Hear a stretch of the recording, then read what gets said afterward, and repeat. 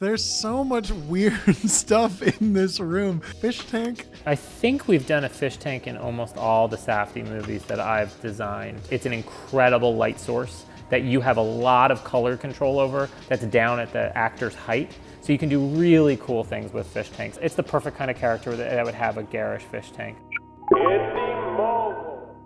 Hey, what's going on, guys? Welcome to Indy Mogul. My name is Ted, and today we are talking all things production design. We're talking to Sam Lisenco, who's the production designer behind films such as 8th Grade, Uncut Gems, Francis Ha, and we're going to be talking about just how invisible production design can be, learning about all the processes and actual thoughts that go into actually building a space, building a real world, and we're also going to talk about the difference between how your film can look right versus looking pretty, and how oftentimes those aren't actually the same thing.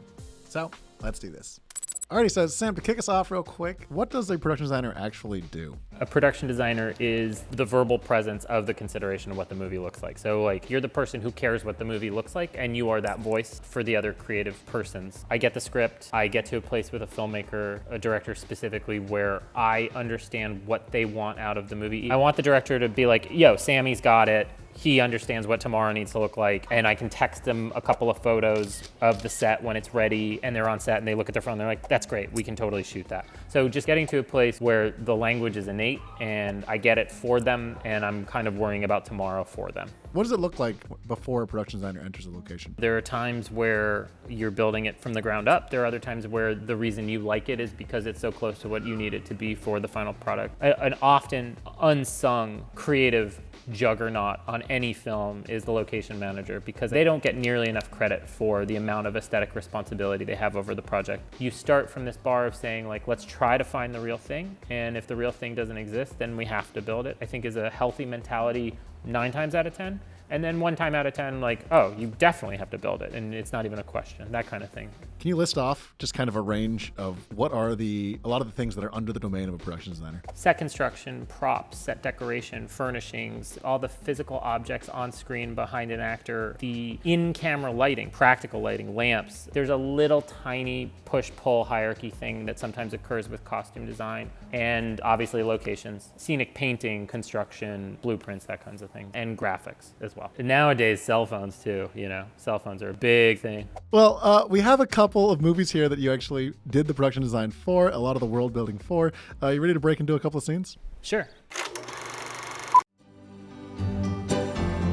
This is a great scene to talk about. That was not a girl's bedroom. That was an adult couple's bedroom in a house. There's a few elements, I think, in this scene and in the opening scene when she's delivering her initial YouTube monologue, in which we're actually on stage. Bo put it really succinctly when we were discussing it initially, is that when you're this age, time moves way slower than it does when you're an adult. It's about the accumulation of things that make you feel like a grown-up. It's like the time she went to New York and got a Metro card and put it on her wall because she visited New York, and that feels like an adult thing. And what it created were these kind of pockets of clutter that were exemplified by negative space. This room, it was not that color, it had none of this furniture, we did all of it. So the reason we fell in love with this location was architecturally there was something really comforting and realistic. And once we had decided that this was the space, like, we knew we had to go ham to make it feel like a girl's bedroom. We were scouting a lot and we saw some real places that we could glom from. The IKEA lamp, that double-headed awful, like, that permeates all of civilization nowadays, like, that lamp was in the production office. Everybody had that in their bedroom growing up. Right, yeah. and that was in our production office. I was like, that's gotta be the key. Like, that's the lamp in her bedroom, obviously. A little bit of hand-me-down stuff, and a little bit of the stuff she bought at the mall, and a little bit of the stuff that she convinced her dad to buy her at the mall, because those are 2 different languages of thing. What's really interesting about this is that the art department used a fair use attorney to argue that as long as we operated the decoration for this film in the spirit of a real 13-year-old girl, that we wouldn't have to waste time clearing stuff. So like all the posters came from Spencer Gifts in the mall, and all the internet profiles were really on the internet, and I spent 6 months making fake profiles and liking stuff. Wait, so you're saying that, because normally on a film, you can't get away with showing any logos. You can't show BuzzFeed, you can't show a Disney princess. Got a fair use attorney who specialized in documentary filmmaking, who said that they were willing to write an abstract, they were willing to defend in court. Almost every single frame in this movie, you can pause And the internet is real. None of it's been comped in, none of it's fake. All the fictional classmates had their own Instagram profiles. We took all those extras to the mall and did photo shoots with them. That's 3 months of living like an entire teenage girl's like a digital life. Which that's a lot of life. Like 20 teenage kids. And every single movie I'm on, I'm always like, can I get a fair use attorney for the art department, please? And they're always like, what? If it's art, if it's a poster, if it's on a wall, if it's a sculpture, then you have to get it cleared. You have to get the creator or owner's permission. If it's a photo of a celebrity on a poster, then theoretically you need to get the photo cleared and get the licensee of the poster cleared. Same goes for like motion content, video on a TV screen, that kind of thing. Deceptively complex, I think, is an understatement. I think this is the most complicated looking movie I've designed. All right, you ready to do the next movie? For sure. This place is pretty awesome. Thank you. You're welcome. I'm a first responder. We're watching Frances Ha, written by Greta Gerwig, who also stars. It is a coming-of-age tale about a young woman who finds herself and finds her passion for New York City in the process. This is the polar opposite of 8th grade. So this was a scenario in which we were all very young at the time and living with Greta in this apartment in Chinatown. And she said, hey, I wrote this movie. It's about us. It's about our apartment. It's about you, me, and Ariel. And Noah's gonna direct it and we're gonna film it here. Come back to the apartment, 6 p.m., walk inside. In my living room was a guy on the left of the screen right now, playing a variation on me, wearing my clothes, saying things that I had said to Greta. Sam, you're wearing the shirt right now. You're wearing the shirt that guy's wearing. I think this is a great example of like when the location is right for the subject matter, because it pretty much looked like this already, and that was what we liked about it enough to make a joke of it. The role shifted to how can we best suit frame by frame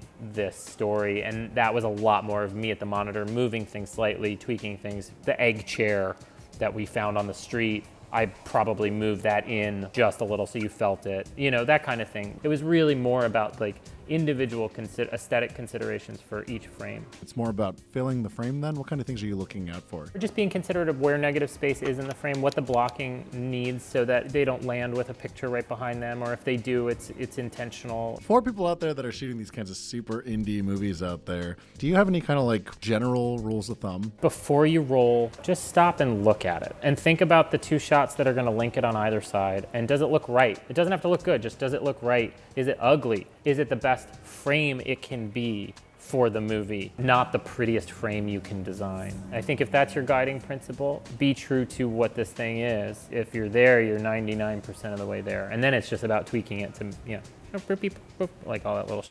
Everything makes you feel a way. Everything will say something. What is it you're trying to say? What is it you're trying to do? You know, the best piece of advice I think is just like stop and look at it. Does it work? Does it make sense in the movie? Does it look good? Is it the movie? You know, because if it's not the movie, something will tell you in your belly that it's not the movie. No, it's good. They're calling me with the results. Hey, just some face on there. Hi, how are you? Personal favorite, Uncut Gems, amazing film.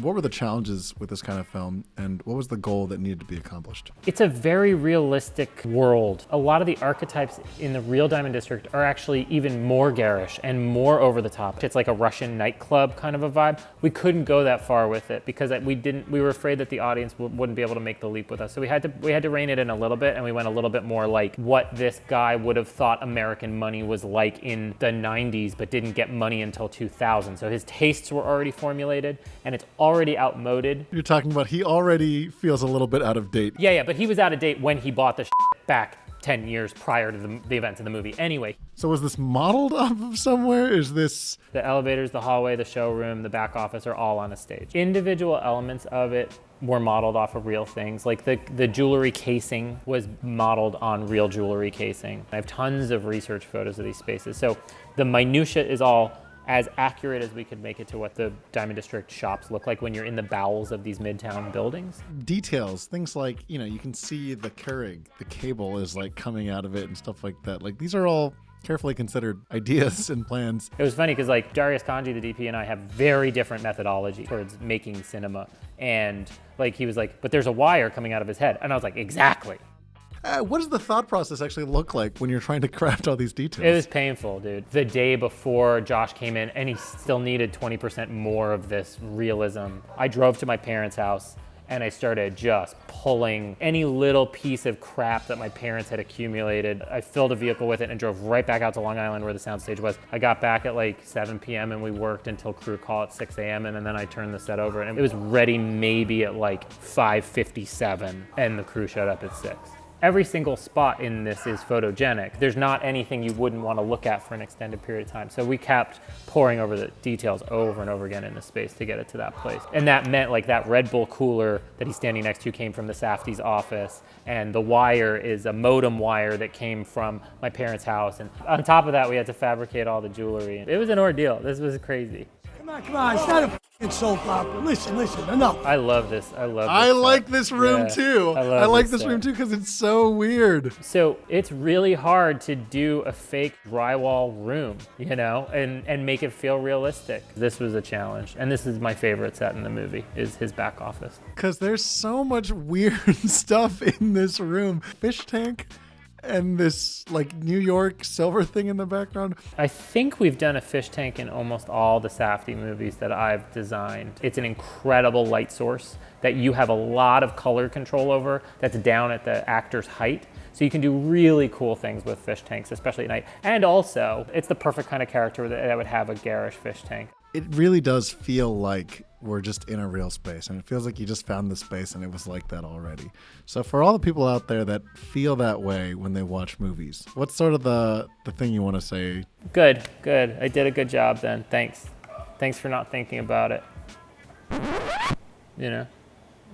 That is not nearly celebratory enough. The ultimate height of achievement for a production designer is getting to a place where, you know, the audience is not thinking about the scenario and instead just lost in the fiction of the thing. I make these movies that are sometimes very heady, but I just want to watch Lethal Weapon because as a designer, it's very easy for me to escape in a movie like that or Die Hard or things where it's just everything is born out of practicality. If the job is done effectively, then you shouldn't be thinking about what I'm doing at all. Alrighty, and then to spice things up a little bit, today we're actually taking a couple questions from Twitter. These are questions that you submitted yourselves too, so we're going to answer these as well.